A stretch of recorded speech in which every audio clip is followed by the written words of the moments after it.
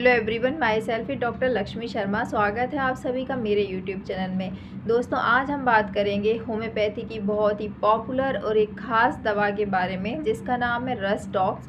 Rhus tox homeopathic medicine generally rheumatic arthritis यानी गठिया के केसेस को ठीक करने में इस्तेमाल की जाती है।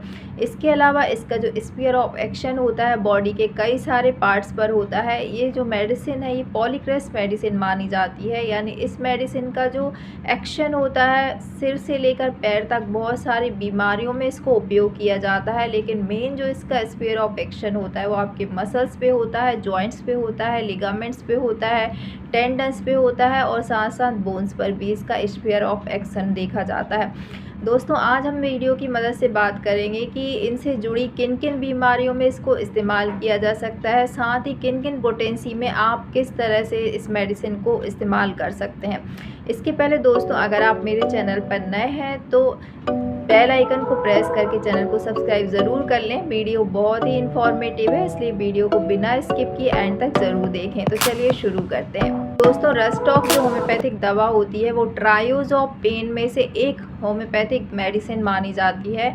होम्योपैथी में 3 जो मेडिसिन है वो ट्रायोजोपेन के लिए काफ़ी पॉपुलर मेडिसिन होती हैं। जो दर्द की दवाओं में से 3 जो मेडिसिन है वो काफ़ी फेमस होती हैं, जिनमें से एकोनाइट है, आर्सेनिक एल्बम है और तीसरी जो मेडिसिन है वो रस्टॉक्स उनमें से एक मेडिसिन है। तो आपके शरीर में जब कहीं भी दर्द हो रहा हो तो उसके लिए रस्टॉक्स बहुत अच्छा काम करती है। इसके अलावा दोस्तों, इसका जो स्फीयर ऑफ एक्शन है, जैसे कि मैंने बताया, इसका स्फीयर ऑफ एक्शन आपकी मसल्स पे होता है, जॉइंट्स यानी जोड़ों पे होता है, टेंडन्स पे होता है, आपके लिगामेंट्स पे होता है, आपकी बोन्स पे होता है। तो इन सभी से संबंधित जो भी बीमारियां रहती हैं उनको ट्रीट करने में रस्टॉक्स काफ़ी हेल्पफुल होती है। लिगामेंट से रिलेटेड डिजीज़, जैसे आप कहीं पर गिर जाते हैं, आपको इंजरी हो जाती है, तो आपके पैर में, हाथ में या बॉडी के किसी पार्ट में अगर स्प्रेन यानी कि मोच आ जाती है तो उस कंडीशन को ट्रीट करने के लिए ये जो रस्टॉक्स होती है स्प्रेन के केसेस में काफ़ी हेल्पफुल होती है। आप स्प्रेन के केसेस में इसको 200 पावर में इस्तेमाल कर सकते हैं।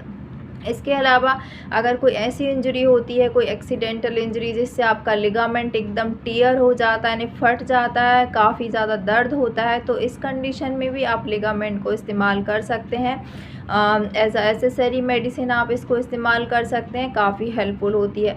इसके अलावा दोस्तों, रूमेटिक आर्थराइटिस हो या ऑस्टियो आर्थराइटिस हो, ऑस्टियो आर्थराइटिस जो होता है वो आपकी बोन्स में जो होता है इन्फ्लेमेशन की कंडीशन क्रिएट होती है, तो जिसके कारण बोन्स में डिफॉर्मिटीज़ आ जाती हैं। तो इन कंडीशन को ट्रीट करने के लिए भी जो रस्टॉक्स है वो काफ़ी हेल्पफुल होती है। इसके अलावा रूमेटिक आर्थराइटिस जो होता है वो आपके मसल्स और जोड़ों की सूजन होती है, जिसमें कि इन्फ्लेमेशन प्रेजेंट रहता है, आपको पेन प्रेजेंट रहता है और स्वेलिंग वहाँ पे रहती है।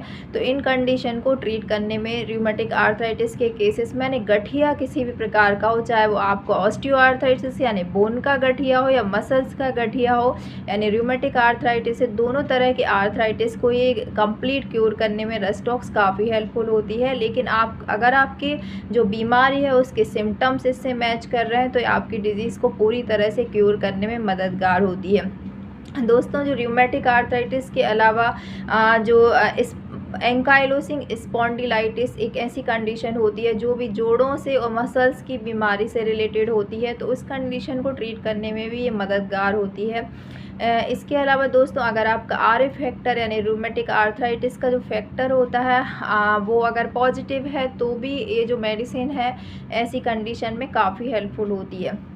क्योंकि ये जो डिज़ीज़ होती हैं, चाहे वो ऑस्टियो आर्थराइटिस हो या रूमेटिक आर्थराइटिस हो या एंकाइलोसिंग स्पॉन्डिलाइटिस हो, ये सभी जो डिज़ीज़ होती हैं वो एक प्रकार का ऑटो इम्यून डिसऑर्डर होता है, जिसमें आपका इम्यून सिस्टम जो है वो डिसफंक्शनिंग हो जाता है, वो अपनी सेल्स को जो है वो रिकॉग्नाइज नहीं कर पाता, बॉडी की खुद की सेल को जो है वो इंजेस्ट करने लगता है। उस कंडीशन को हम ऑटो इम्यून डिसऑर्डर कहते हैं।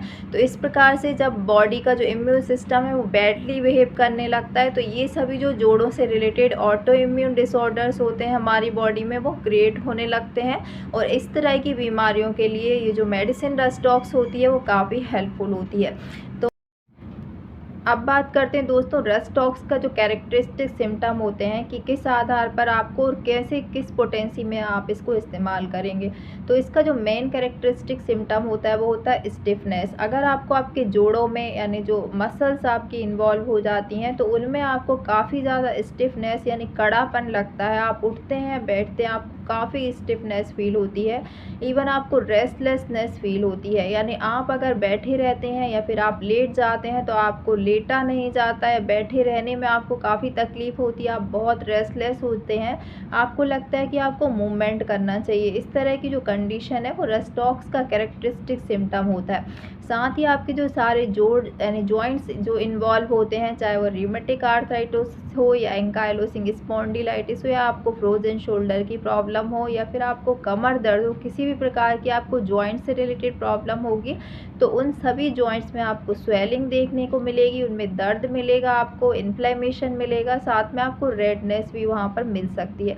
तो इस प्रकार जो इसका जो कैरेक्टरिस्टिक सिम्टम होता है यानी आपको स्वेलिंग होना, जॉइंट्स में पेन होना, टीयरिंग टाइप का फटने जैसा पेन होना, इस तरह के जो लक्षण होते हैं वो इसके कैरेक्टरिस्टिक सिम्टम होते हैं। तो इनके आधार पर आप स्टिफनेस, रेस्टलेसनेस, पेन और जो होता है आपको मूवमेंट की कंडीशन, इनके आधार पर आप रस्ट टॉक्स होम्योपैथिक मेडिसिन का इस्तेमाल कर सकते हैं।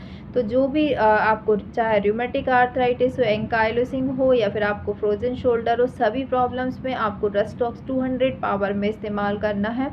इन सभी प्रॉब्लम्स के लिए रस्ट टॉक्स 200 बहुत अच्छा एक्शन करती है। इसको आप अगर आपकी एक्यूट स्टेज है तो आप 200 पावर में 1 से 2 महीने आप इस्तेमाल करें लगातार, 2-2 बूंद आपको जीभ पर लेना है। और अगर आपकी जो क्रोनिक स्टेज है यानी बीमारी काफ़ी पुरानी है तो इसको ट्रीट होने में आपको 3 से 4 महीने का टाइम लग सकता है। तो आप इस मेडिसिन का 3 से 4 महीने इस्तेमाल करें। इसके लिए आप रस्ट टॉक्स होम्योपैथिक मेडिसिन को सुबह शाम 2-2 बूंद जीभ पर आप डायरेक्ट ले सकते हैं। तो इस तरह से आपको इसकी जो पोटेंसी है वो इस्तेमाल करना है इन सभी केसेस में। इसके अलावा दोस्तों अगर आपको रूमेटिक आर्थराइटिस है, ऑस्टियो आर्थराइटिस है या फिर आपको कमर में दर्द है या आपको फ्रोजन शोल्डर की प्रॉब्लम है तो ये, या फिर आपको लिगामेंट टियर है या आपको लिगामेंट्स में कोई इंजरी है या फिर आपको स्प्रेन हुआ है टेंडन्स में, तो इसी प्रकार किसी भी प्रकार की कोई भी आपको अगर प्रॉब्लम है तो इसमें रस्ट टॉक्स बहुत अच्छा काम करती है। लेकिन इसके साथ आपके जो एग्रावेशन एमोलरेशन भी मैच होना बहुत ज़रूरी होता है। इसकी जो प्रॉब्लम्स होती हैं सभी रस्ट टॉक्स की वो डैम्प वेदर यानी बारिश के सीज़न में बहुत ज़्यादा बढ़ती हैं। बारिश से लेकर कोल्ड वेदर तक इसकी प्रॉब्लम कंटिन्यूस बढ़ी हुई रहती है। यानी अगर आपको रूमेटिक आर्थराइटिस है तो वो आपके बारिश के सीज़न में ज़्यादा बढ़ेगा और कोल्ड तक आपको कंटिन्यूस बढ़ता रहेगा। अगर आपको किसी भी प्रकार का जैसे फ्रोजन शोल्डर की प्रॉब्लम है यानी आपके जो कंधे हैं वो बहुत ज़्यादा स्टिफ हो रहे हैं तो इस कंडीशन में भी अगर इस तरह की मोडलिटीज़ होती हैं तो उसके लिए आप रस्ट टॉक्स होम्योपैथिक मेडिसिन का इस्तेमाल कर सकते हैं। इसके अलावा अगर आपको कोई कमर दर्द की प्रॉब्लम है वो भी आपको बारिश के सीज़न में बढ़ के ठंड तक कंटिन्यूस एग्रावेट होती है तो भी आप रस्ट टॉक्स होम्योपैथिक मेडिसिन को इस्तेमाल कर सकते हैं।